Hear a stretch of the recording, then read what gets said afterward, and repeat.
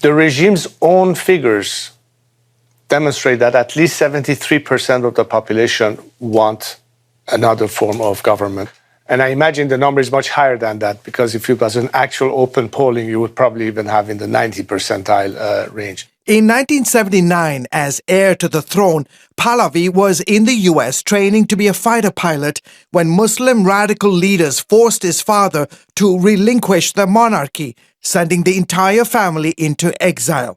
Pahlavi says the aftermath led to an Islamic-run regime that would devastate his ancestral homeland, where today 60% of the people live below the poverty line. 45 years of clerical rule in the name of religion and the immediate element of persecution and the fact that our country has fallen behind in terms of being on the route towards progress, because Iran by now should have been the South Korea of the Middle East. Instead, it's the North Korea of the region. Under the mullah's reign, Iran has become a leading state sponsor of terrorism and the root cause of instability in the Middle East and beyond.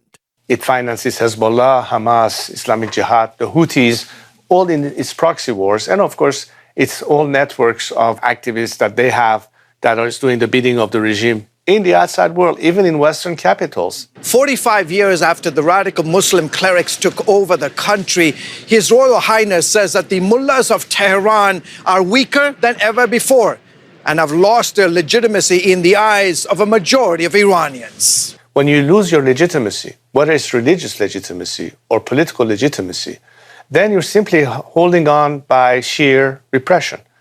When you have a regime that is completely delegitimized, when you have people who no longer believe in this system, even if they did at some point, and they want out, that makes these systems vulnerable. Case in point, the 2022 nationwide protests that followed the murder of Mahsa Amini, detained by religious police for allegedly not properly wearing her mandatory hijab.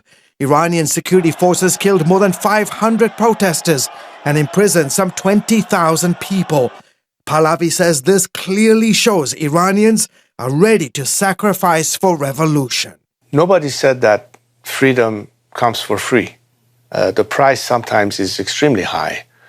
But are you willing to say that just because it's too expensive, I'm not going to purchase it and put up with what otherwise would be annihilation, demise? We don't have a choice. We have to do it. We have to do it for survival. We have to do it for sanity. We have to do it for humanity. We have to do it for our own interests, no matter what it takes. Pahlavi, who idealizes Martin Luther King Jr. and Mahatma Gandhi for their pursuit of non-violent campaigns for political change, runs the National Council of Iran, whose mission is to replace the current Islamic-led regime with a secular democracy.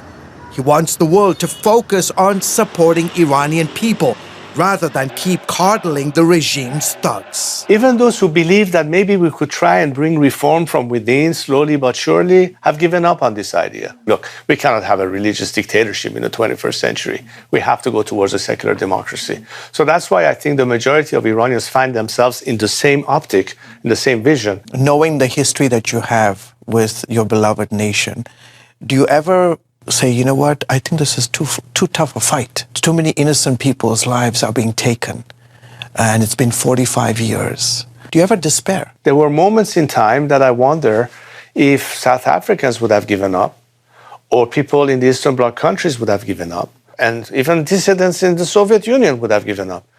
I haven't heard once a dissident anywhere in the planet say, you know what, I give up. You can't give up. It's not an option. And I think Iranians, the reason why they haven't given up, the reason why they go to the streets, the reason why they take the risk to be shot in the eye or continue to be murdered by the regime is because they know that the only way out is for us to succeed. And if they have to sacrifice themselves so that future generations will, have a better life, so be it. Thank you, sir.